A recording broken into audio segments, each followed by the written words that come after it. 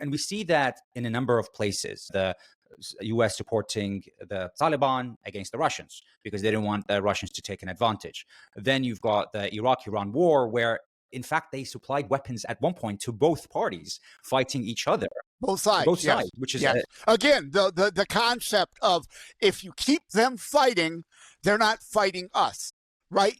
If they're warring against each other, they're not warring against Europe. Yeah. They're not warring against the United States. They're not warring against African nations.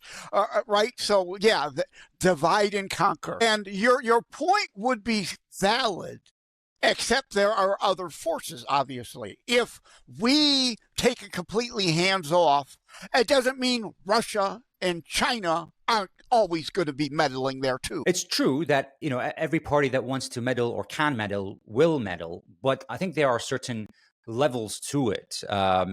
Like the US supporting extremist factions in Syria that became ISIS, or giving chemical weapons to Saddam to fight the Iranians, which then got into the wrong hands, and then those chemical weapons were thrown at the Kurdish people, and it killed a lot of people. It seems that America does get involved in supporting these very extremist ideologies, like the Taliban, like these factions in Syria, which then have such an impact on not just the region. It causes such a civil war that actually now we're seeing a huge impact on Europe itself, because people are trying to leave those places because it's, in a lot of instances, unlivable.